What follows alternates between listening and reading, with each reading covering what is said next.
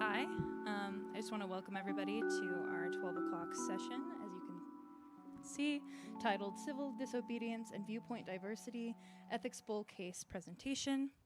My name is Rowan Hadlock. I was one of the assistant coaches this year for UVU's Intercollegiate Ethics Bowl team, alongside our wonderful coach Jeff and our other assistant coach Caitlin Russell, who are in the front, so you can give them trouble about that later.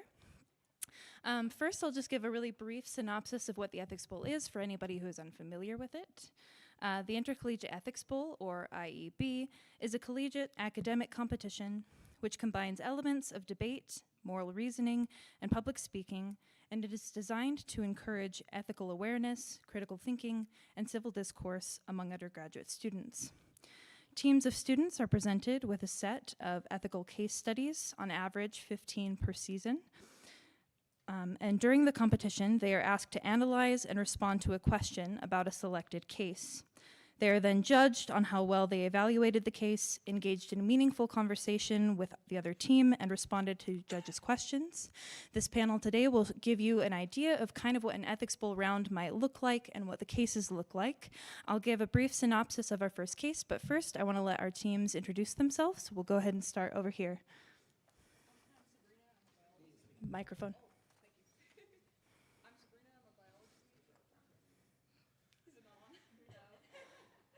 Okay, perfect. There we go. My name is Sabrina. I'm a biology major, and I'm a member of the UVU Ethics Bowl team. Hi, I'm Allie. I'm a pre-med major and on the Ethics Bowl team. My name is Calvin. I'm a philosophy major and also a member of the Ethics Bowl team. My name is Kyle. I study botany, and surprise, I'm also on the Ethics Bowl team. My name is Ella. I'm a philosophy major and music minor, and I'm not on the, just kidding, I am. I'm on the Ethics Bowl team. My name is Andrew. I study philosophy and theater, and I'm not going to talk about the team. My name is Matthew. I'm a philosophy major, and I may be on the Ethics Bowl team. My name's Audrey. I'm a history major, philosophy minor. I'm Leslie. I'm a philosophy major, and I love Ethics Bowl, and I'm happy to be here. I'm Jessie, philosophy major, and on the team. Okay, thank you. I'll go ahead and introduce the first case, and then I believe Matthew on this team will introduce the second when we get there. So the first case is called When Civility Fails, and here's a brief synopsis of the case. Philosophers have puzzled over questions of political disobedience for ages. When citizens, in frustration, turn to directly confrontational tactics like large-scale illegal demonstrations, many philosophers call for a more civil disobedience in the tradition of Martin Luther King Jr., Mahatma Gandhi, and others. These thinkers eschew political violence and defend the civil nature of their resistance programs as being crucial to their success.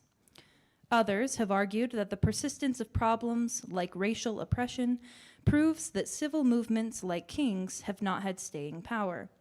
As evidence, they point to the ongoing battles over key legislative achievements of the civil rights era, like the Voting Rights Act of 1965, and to high-profile incidents of what they claim is racially motivated, state-sanctioned violence. They argue that uncivil disobedience is sometimes necessary to amplify marginalized voices and draw attention to injustices that more peaceful methods fail to address.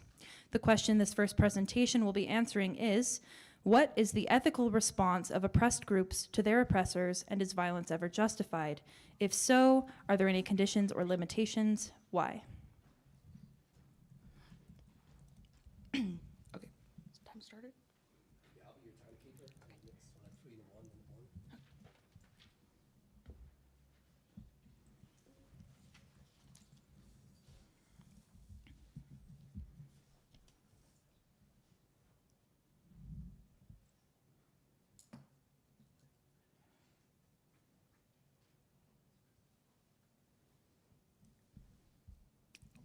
Okay. All right. Martin Luther King believed that we can resist evil without resorting to uncivility. And of course we agree that civil resistance is possible, but what happens when it's not enough? Despite violent threats on his life, Martin Luther King Jr. refused to employ bodyguards and was eventually assassinated by his opponents with whom he wished for friendship.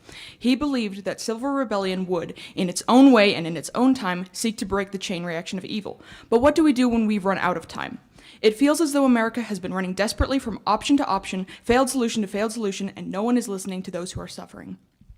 Our team's answer to the question, what is the ethical response of oppressed groups towards their oppressors, and is violence ever justified, and what are the conditions or limitations, and if not, why not, is that uncivil disobedience is justifiable when the rights of an oppressed group are being violated and civil methods have been exhausted. Now, before getting to our argument, it's important to establish our moral framework under which we will consider our stakeholders. As a team, we believe we have a moral responsibility to provide others with justifications we feel that they cannot reasonably reject. For us, this takes the form of guiding ethical principles, under which all persons are of equal and inherent moral value, who deserve to be treated with dignity and care in order to live a life wherein suffering is minimized and they are afforded the resources and opportunities to cultivate their capacities.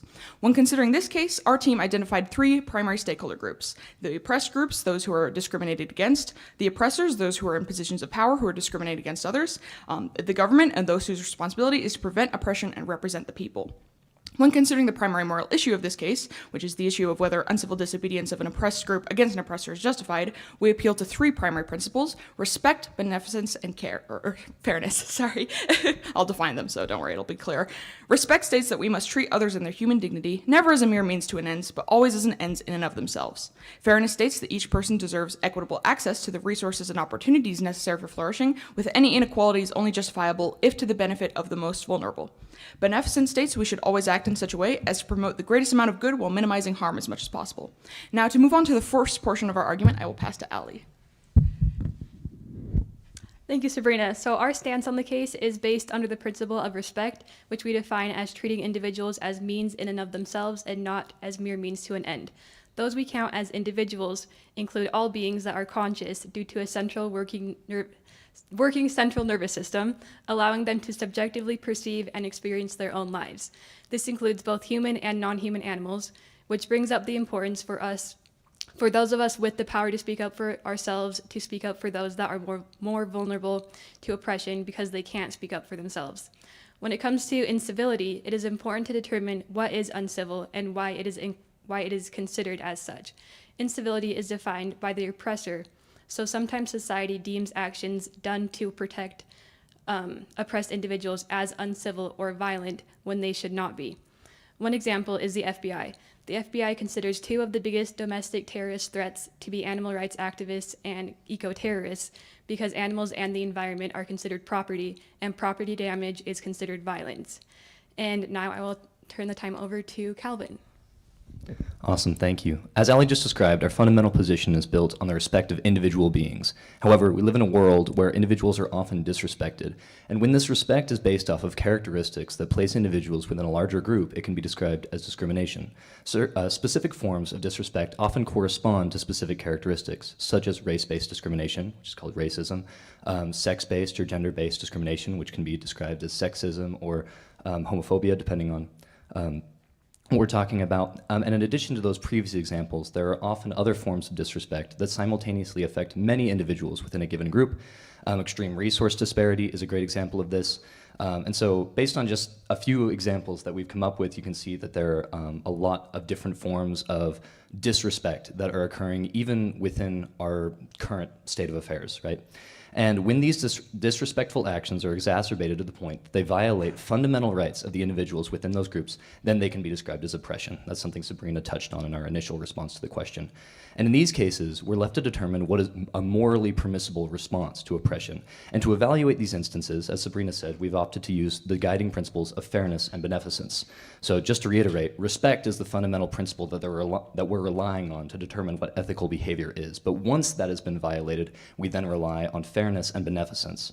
And so, as we've said before, fairness is the principle that allows us to direct actions in order to benefit the most vulnerable stakeholder, which in most of these instances is the oppressed group. And beneficence allows us to determine what the appropriate response is based on trying to maximize the benefit for all groups involved. And this is the principle that helps us state that we're only going to resort to incivility when civil methods have been exhausted. So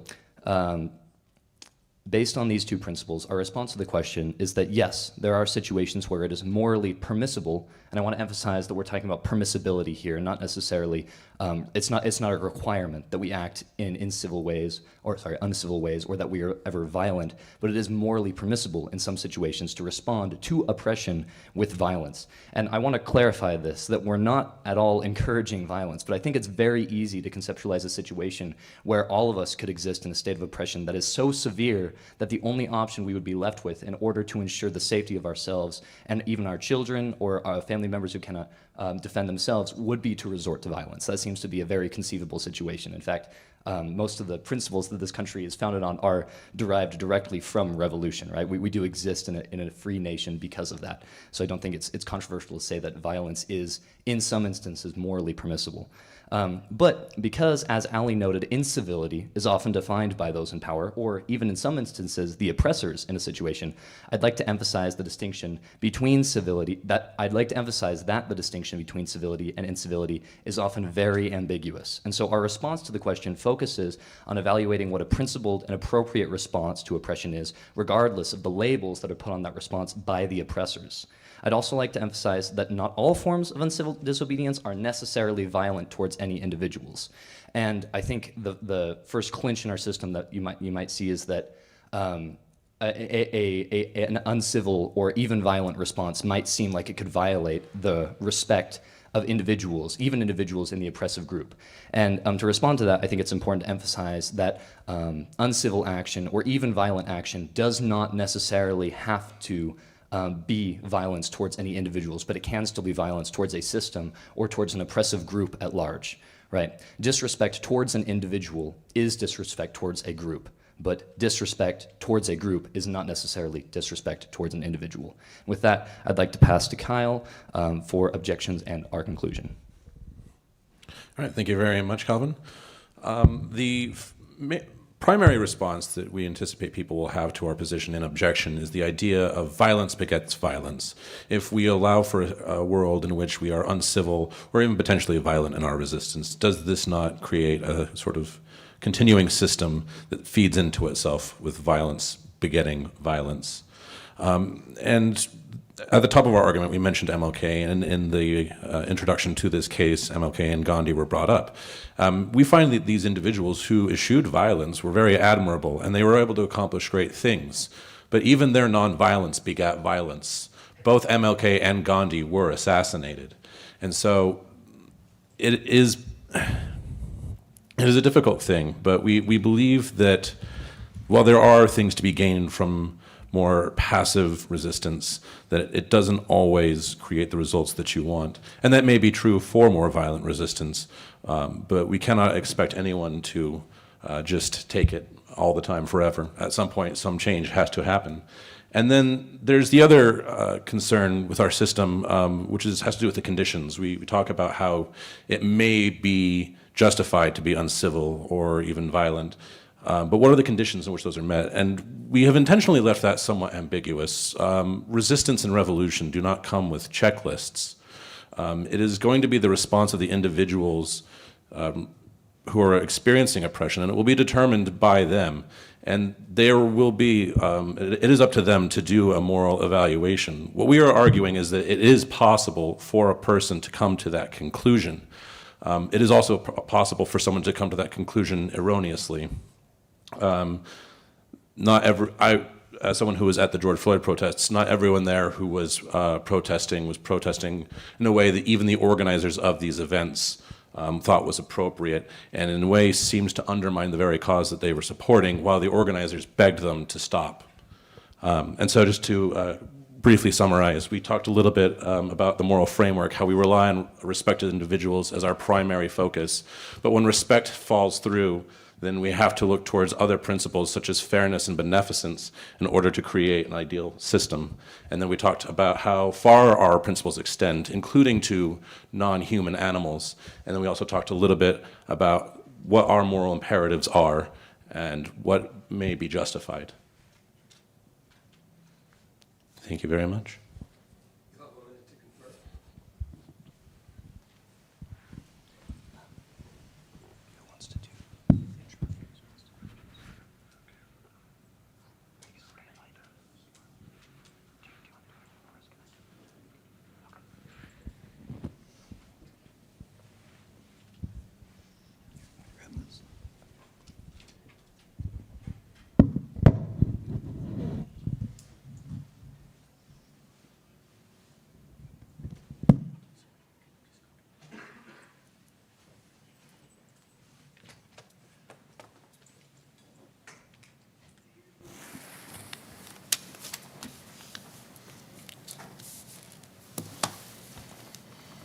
Yes. You'll have 3 minutes to respond. Time starts now.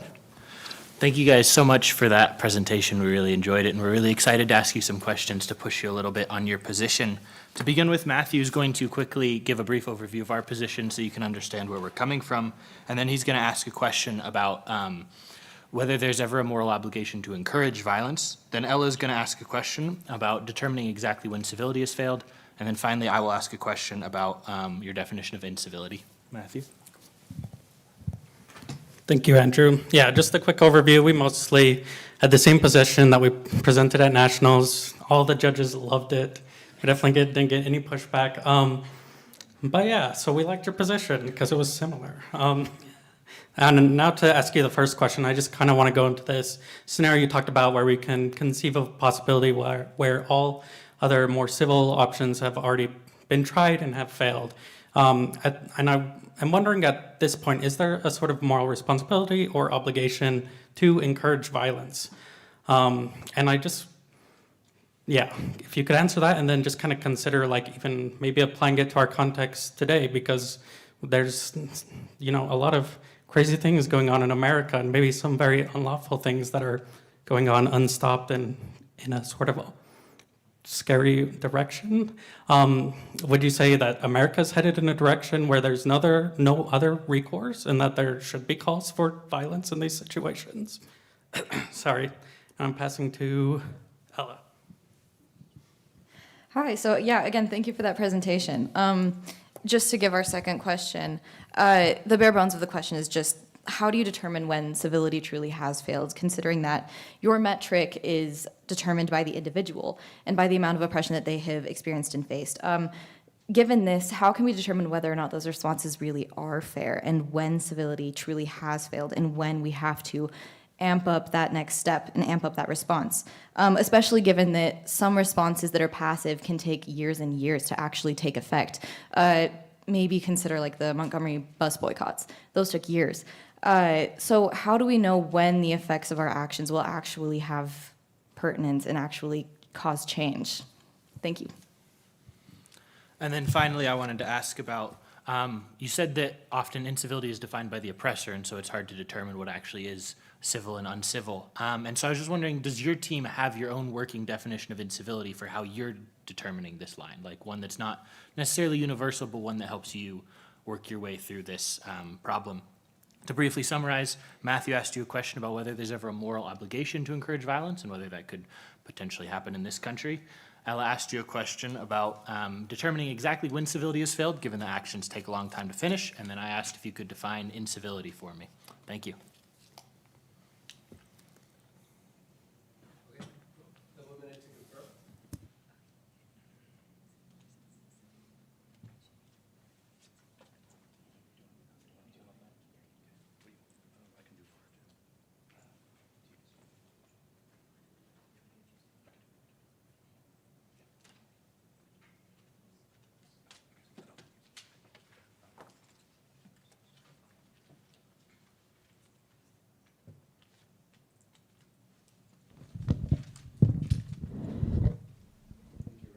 Yeah.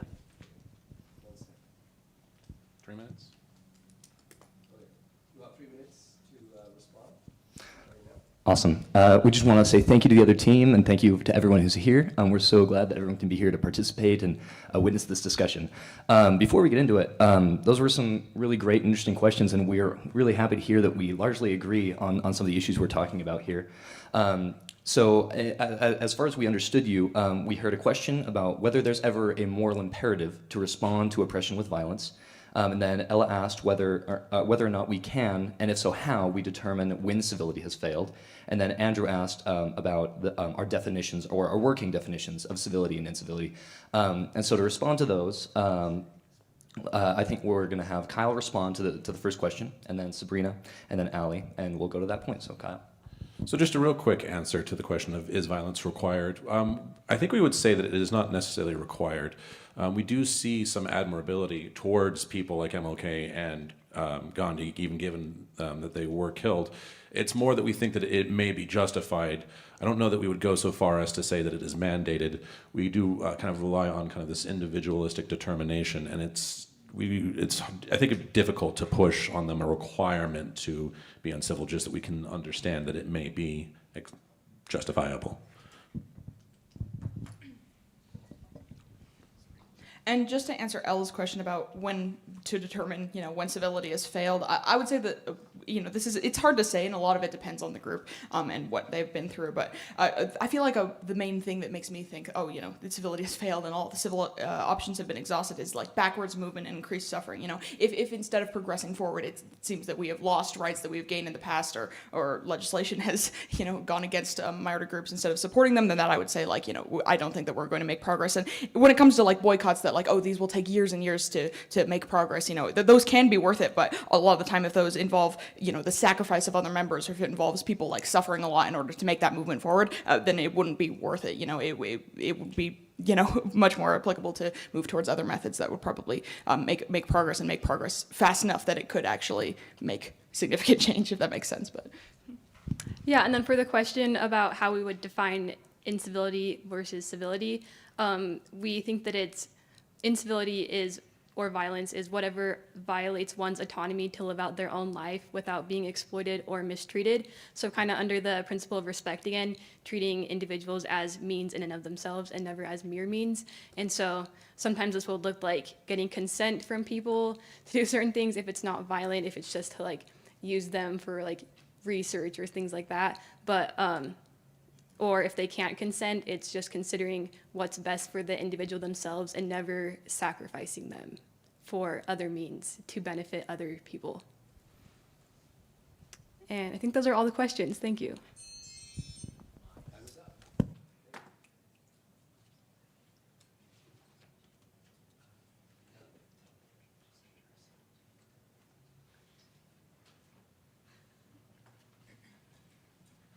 Okay, and thank you.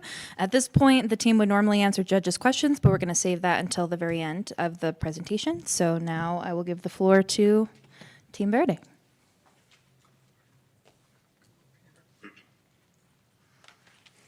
Okay, I'm going to contextualize our case a little, and because Elena cannot constrain me, and I know Elena wanted us to talk about viewpoint diversity, that's not exactly what we're talking about, even though we can answer questions about that because that is relevant, but we're going to talk about why democracy or DEI matters in democracy, and kind of go into this topic of the broader topic of this symposium is democracy. So yeah, let me contextualize our case a little. So I just want to start out by saying there's a kind of staggering number of people that are not men in this room. In the 1970s, things would look a bit different. There'd be about one female graduate for every 1.5 male graduate. In 1947, this ratio would be 1 to 2.5, and at the turn of the 20th century, it would be 1 to 4. And I want us to genuinely consider if women were less qualified, deserving, or intelligent than men at these points in time, if women were inferior in some way, or if there's another explanation. What side you take determines what you believe DEI is doing. And if you pick the correct side, big against DEI, in principle becomes basically incoherent. Now to shift gears a tad and focus more on the topic of the symposium, democracy, and how our case about school administration, specifically in regard to DEI, is both relevant and crucial to this topic and to you. And particularly, what does it look like in the US, Utah, and UVU? Democracy, it's complicated, it's been formulated in a ton of different ways. In its most basic essence, I think is, you can basically say it means everyone has a say and everyone has fair access to positions of power within society. But for everyone to have a say and to have fair access to positions of power, we need a fair and supportive communities for everyone. Especially fair and supportive colleges, as colleges are maybe the greatest chance of upward social mobility towards those powerful positions in society where you get a say. Throughout American history and into the present days, communities and colleges have not been the most fair and supportive for everyone. So what sort of policies and initiatives could accurately address this unfairness and unsupportiveness? Wouldn't these policies and initiatives that address these things, wouldn't they work towards the values of diversity, equity, and inclusion? Utah Governor Cox has stated that we banned DEI to help all Utah students succeed regardless of their background. We wholeheartedly agree with Governor Cox that we should indiscriminately assist all students that are in need of assistance, but the fact is we live in a world where deserving people have been and still are passed up on or given up on due to some relation of their background. So we must consider backgrounds in order to accurately assist students and get everyone the education and success they deserve. One more fun statistics is that out of the about 2,000 individuals that have served as senators in the U.S. since its inception, how many of these have been women? 64. How many of these senators have been black? 14 out of 2,000 throughout our entire country. Are white men really just that much more superior and deserving than everyone else? To make things really explicit, we are rejecting the framing that DEI is about giving undeserving, underqualified, marginalized people opportunities they shouldn't get. It's about the exact opposite. And I will go into the presentation.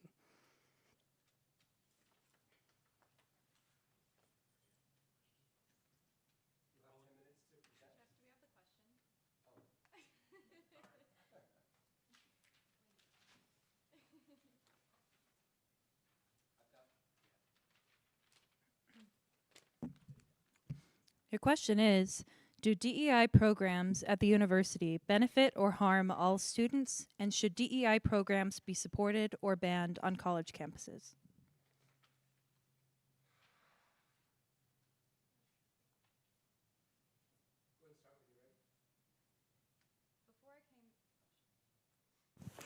Before I came to UVU, I was a music major at the Horn School of Music. When I was there, I started to really do more than just dream of the musician that I could be. Unfortunately, about 3 months into my freshman year, I started to go through a nasty medication withdrawal right before finals. I had a few professors who were compassionate and understanding about the situation, and as a result, I succeeded in their classes. Unfortunately, compassion can't be taken for granted. I had a few professors who were not so understanding, and even questioned the severity of my diagnosis or said that they would refuse to comply with accommodations from a 504 plan. As a result, I left the program. It is commonly believed that DEI only encompasses issues regarding sex, gender, or sex, race, or sexuality. Considering the moral issue of how to effectively alleviate systemic barriers in order to make education more equitable and accessible, our answer to the question, do DEI programs at the university benefit or harm all students, is that they benefit all students. And should DEI programs be supported or banned on college campuses, we say that they should be supported. I'll pass to Andrew to further outline the moral framework we used in determining our position on this issue. Andrew? Thank you, Ella, and thank you guys for being here to do this. Before we elaborate on our argument and I pass it off to everybody else, I'm going to first take a moment to establish a moral framework under which we can consider all of the key stakeholders in our case. As a team, we also believe that we have a moral responsibility to provide ethical justification that we feel would not be reasonably rejected, and we also use the 4 guiding principles of respect, care, fairness, and beneficence. And once again, thank you so much for using your time to define those so I don't have to. In this case, the stakeholders that we will be considering include the faculty and staff of universities in general, as well as the students of various groups who are affected in disproportionate ways. For our argument, first Matthew is going to give an evaluation of the situation. Audrey is going to follow that up with a prescription of what we feel should be done. Leslie will go over some objections, and Jesse will conclude. Thank you, Andrew. And sorry, I'm going to talk way too fast because I have too much to say. But anyway, so I'm going to talk about what the anti-DEI movement is about. First, we have to establish that the pro-DEI movement is about creating policies and initiatives that lower the barriers people experience simply due to having some marginalized aspect of their identity. Now I'm going to talk about why the conservative representatives in power passing anti-DEI bills, such as our Utah governor, are not actually against DEI. If someone is truly against the concept of DEI, then they would and should get rid of all things that rest upon the values of diversity, equity, and inclusion. They should get rid of UVU's Disability Accessibilities Office. They should tear down those wheelchair ramps, get rid of the financial aid for lower-income students, get rid of UVU's Care Hub that assists those with food or housing insecurities, get rid of UVU's Interfaith program that fosters an inclusive environment for people with religious backgrounds, get rid of the military-affiliated student hub that advocates for veterans and helps them get VA education benefits, get rid of those VA education benefits, get rid of the many resources UVU offers to enrolled parents, tear down the Week Care Center, get rid of our student health services. This is an insane and losing political position to hold, which is why the anti-DEI bill here didn't get rid of any of these things. And to be clear, these services are all DEI because they're about helping students who, due to some aspect of their identity, experience barriers and trying to complete their education, barriers that differ or are non-existent to the other half of the coin, whether you're wealthy, not wealthy, parent, non-parent, disabled, not disabled. These are policies and services that everyone who cares about living in a fair society where everyone feels supported enough to become their best self should extol. And if you so much as take financial aid, which DEI is DEI on the basis of class discrepancies, then you should fight back when others who DEI assists are being attacked. After all, you probably have far more in common interests with them than people in power dividing us.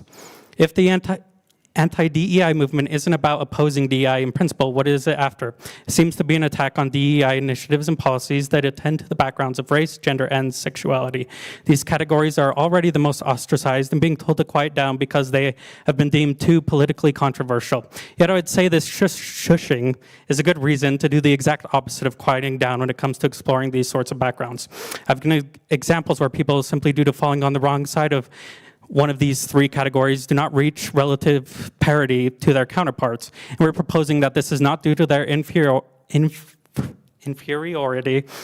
but because there are complicated barriers placed before them, barriers that those who fall on the other side of the category don't often meet. So good DEI initiatives seem important if we want to live in a fair and truly democratic society where all deserving people are given opportunities and voice no matter their gender, color, class, or creed. Since the anti-DEI bills, like the one in Utah, haven't been successful at getting rid of DEI policies and initiatives, what are they successful at? It's effective politics and political power, winning and retaining it. The Republican representatives and or running for power are against DEI because it helps win elections. They've politicized this topic, not the left. A month ago, Trump graciously laid out this strategy. He told other Republicans on the trans topic, and I quote, "Don't bring that subject up because there's no election right now, but about a week before the election, bring it up because you can't lose," end quote. When it comes to humans, it's a very effective strategy to drive a wedge between people with common interests, to villainize one side in the promise to save everyone else from the bad side. And that is what the anti-DEI movement is about, obtaining and retaining power, creating an enemy to save you from, an enemy at the end of the day that is just like you, just like any of us. Now I'm gonna pass to Audrey to talk about some of the other DEI initiatives that we like. Okay, thank you, Matthew. The question in this case is, do DEI programs at the university benefit or harm all students? And should DEI programs be supported or banned on college campuses? Our answer to this is yes, we do think that they benefit all students, and we believe that they should be supported. In this case, we were asked to build a hypothetical campus and design it to be the way that we would want it. And while we were talking about this, we came to the conclusion that we would want our campus to be very inclusive and welcoming to all members of society, because we believe that society as a whole is better when everyone is represented and can find a place within it. We think that this is a very clear example of the curb cut effect. The curb cut effect came from an example of an instance when the government, in order to help infrastructure be more disability friendly to people in wheelchairs, they started cutting the ends of curbs so that wheelchairs could get up. But this didn't just help people who were sitting in wheelchairs, it also helped people who were delivering packages and pushing trolleys holding the packages, or women who were pushing a stroller, or middle schoolers skateboarding, or just people not from tripping in general. So we think that when we create policies that help small groups within the society, then it has positive downstream effects to everyone within society. Some examples of DEI that we would really like to implement in our campus would be examples like a daycare for single parents so that they're able to go to class, or to have cultural centers so that students can understand different perspectives and backgrounds of people who have lived differently than they have. And we would make sure that it has physical infrastructure that's disability friendly so that anybody could come to our campus. It would be open enrollment, and we think that this would be the best option for society as a whole. So with that, we'll go to alternative viewpoints from Leslie. All Right, so in the first portion of our argument, Matthew has given our evaluation, Audrey then explored our prescription, and I will be covering objections and refutations. So this is a case which emphasizes the importance of contextualization. Our primary objection then addresses a common misconception. At the forefront of current political discourse, diversity, equity, and inclusion has grown steadily more controversial until its very definition has been distorted by fears of discrimination, and specifically the idea of reverse discrimination, where the majority is harmed for the sake of the minority. This is a perspective which implicitly champions our society as meritocratic and underpinned by a freedom of opportunity, constituting an assumed separation of the past from the present. There's a sentiment here that progress has concluded and prior injustices need no further rectification.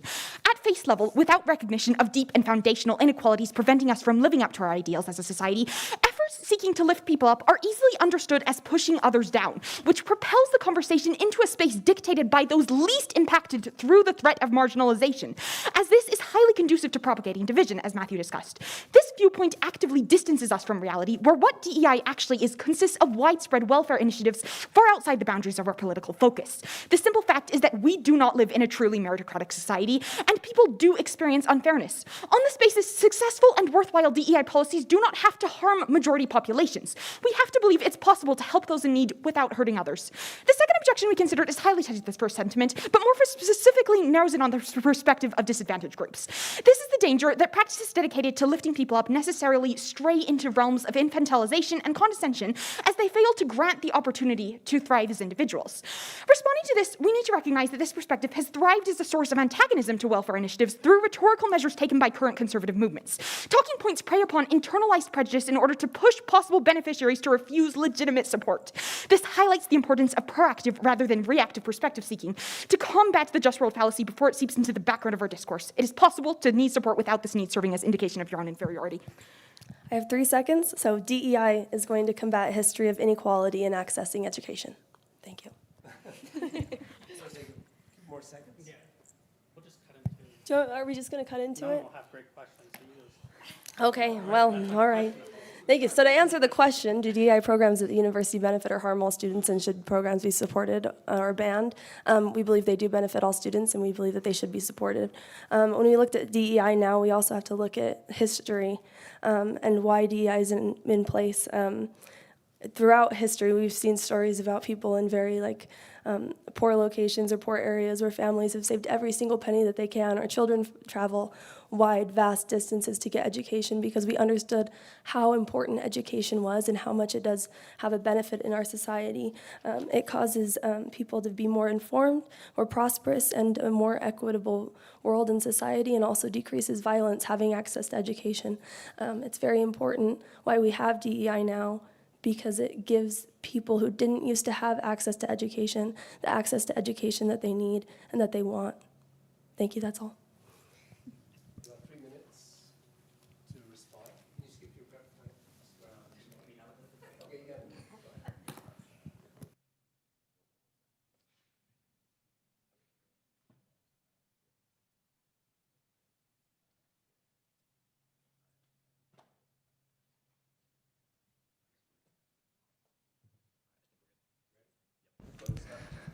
Awesome.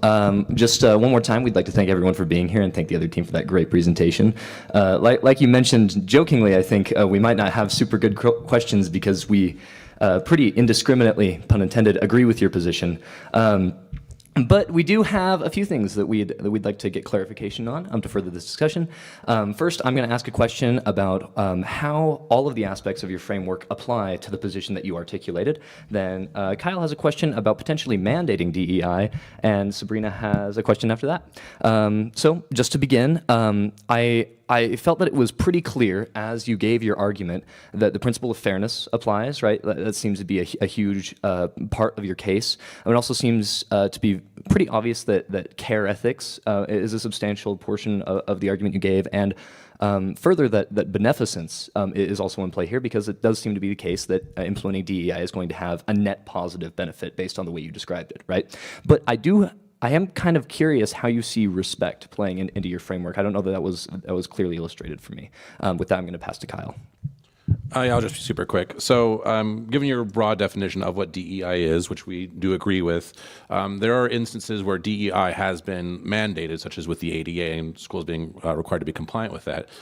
Do you think we should go further? And if so, do you see any limits on what should be mandated? Okay, and for our last question, I don't know how much this will make sense, but I want to ask it anyways. Leslie's part kind of addressed this. She talked about possible DEI doing harm on the majority, but I just wanted to ask about like sort of the practicality of having sort of systems in place for minorities, considering just under our current system of a democracy, in its like inherently it is to benefit the majority based off of like voting and things like that. So it's like I just wanted to ask like, is it feasible to have programs that reach out to minorities when like it's very possible that those won't get voted on since they won't benefit the majority? And like, would it be more feasible to build spaces for exclusively minority groups, like for example the Native American reservations? And obviously those have their own problems, but it feels like that was part of the reason that we built them, was because it was easier to have them manage and like have their own governments and things like that, manage them on their own instead of incorporating them into our country. So that was my question. Now I'll pass to Calvin. Awesome. And just to summarize, I asked a question about your framework and the principles employed, and then Kyle asked his question about whether or not it's ever possible to go too far with this to mandate too much DEI, so to speak. And then Sabrina asked a question about whether or not marginalized groups' interests are ever going to be accurately reflected by majority democracy. And with that, we'll concede our time, and we're excited to hear your responses to our questions. Thank you.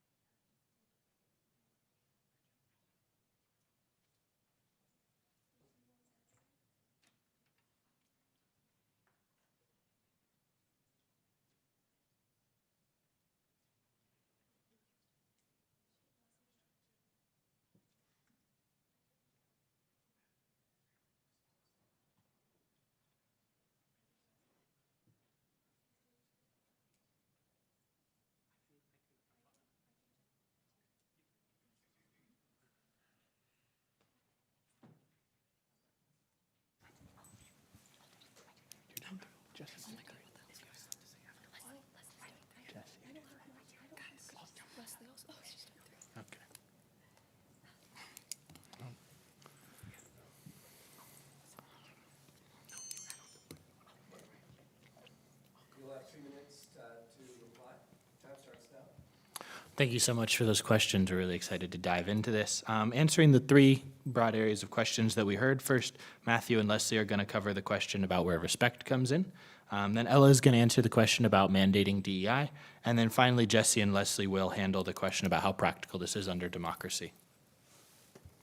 Cool, thank you, Andrew. Yeah, so I'm really interested to take this question on how respect applies to this framework, and it kind of hinges on maybe this sort of objection where we talked about how DEI isn't this like sort of quid pro quo thing where it's like you help a marginalized group, you hurt a white person, and that's like the exchange going on here. But there might be some examples where there might be some harm done to maybe white men if they're the ones that have been like overrepresented in a certain group. And I want to talk about how this can be ethically justified and maybe sometimes necessary, because sometimes there are a limited supply of opportunities available. So just on something, whether it could come to quotas or something like that, I was writing this earlier, but maybe it might hurt some men who got positions despite not being qualified as some women or whatever other marginalized group are passed up without DEI initiatives in mind.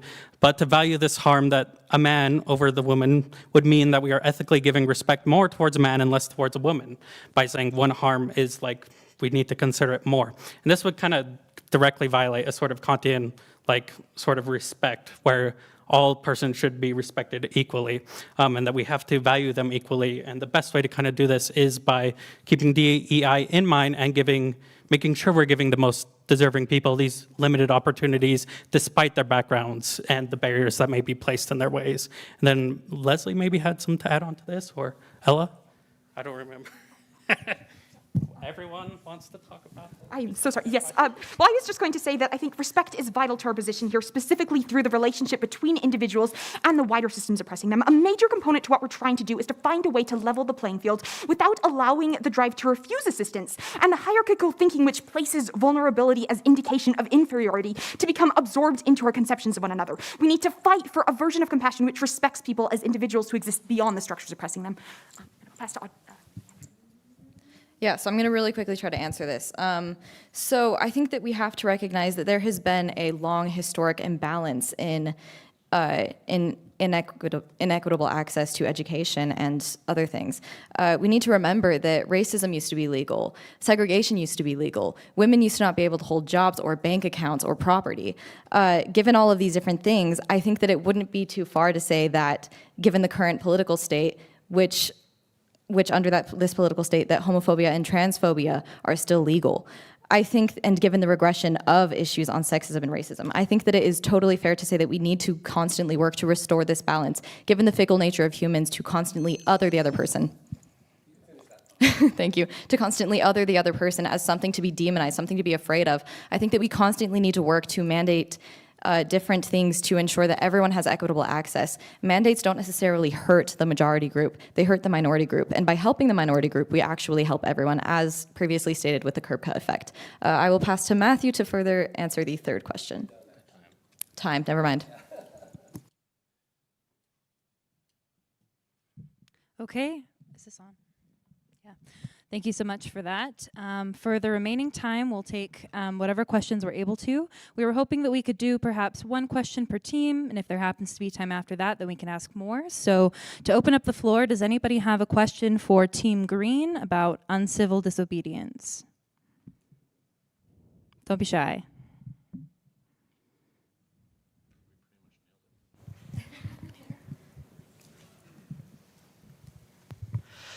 You mentioned during your argument that America as a country was built upon violent resistance. Do you believe that America, having built upon that, has kind of added this culture to our country where violent resistance is more justified than it would otherwise be in other places where violent resistance was not required for reform? That's a great question. Oh, do you just want? Never mind. I think that undoubtedly yes. There are many quotes that people will reference on both sides of the aisle or political spectrum, or not even sides, just like all across it, referencing kind of this idea of violent resistance sort of being the ultimate one. It was what founded this country. I don't know that it has to forever be that way, but I do think that it is somewhat ingrained in our identity as a nation.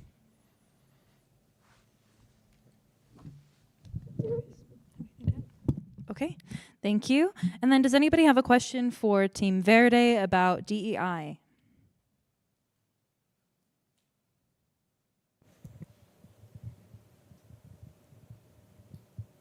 Anyone?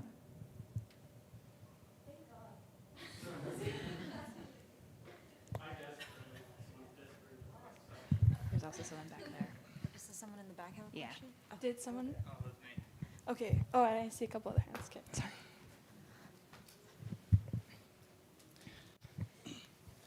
So I can tell you're very passionate about the term of DEI, and I'm all well and good based in compassion.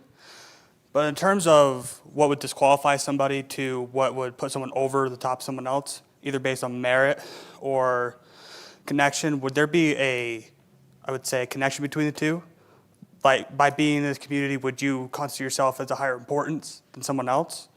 And with that being said, what would decide the factor of, I would say, either equal struggle or equal community of a certain background?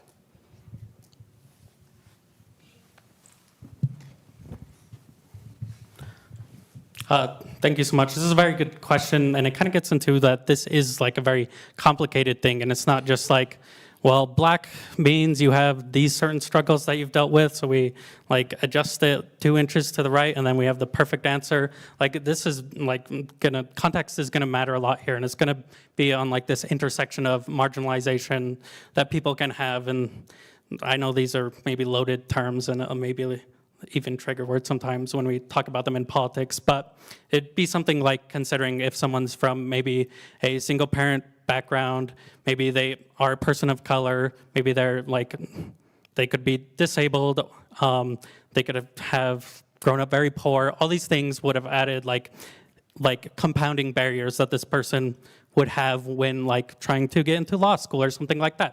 They would have had limited opportunities where someone born into a wealthier background might be able to get an internship at this prestigious law firm or something like that, and that would look really good on their resume. So I think it becomes very important to like have these sort of diversity statements that become very like polarized, to kind of talk about how it's not so black and white. It's not like, oh, you have all these, like, you did an internship here and you did all the right things and you have good connections. Like, we need to consider other things, such as maybe you had to work from a very young age to support your family, and you still got very good grades. We'd, of course, want to consider things like that and make sure that actually smart and deserving people are getting these jobs, which we think there are plenty of across our lines. And just to add to this, I'll pass to Ella. Yeah, so to speak more on kind of like this hierarchical struggle that you've kind of outlined a little bit, as I kind of like really quickly went through, humans have this fickle nature to kind of like tend to put one another like above each other. But kind of leaning back on our principle of respect, we believe that every single individual has worth intrinsically. And it's kind of like human flaw that we've categorized individuals as having like more or less rights than others based on some inherent nature. And this just isn't true. And as humans, we know that we will probably tend to do this, have done this since the beginning of time, we'll probably continue to do this, which is why we believe that it's so important to restore this imbalance and place these DEI barriers that are genuinely superficial, because based on our principle of respect, everyone does have equal merit and equal worth. But we do believe that there are some instances in which we do need to place different things into education in order to make it more equitable. Okay, thank you so much. With that, we are out of time, but our team will be around if you have questions for them after, and we hope that you'll stay for the next session where the Ethics Bowl class talks about civic engagement projects.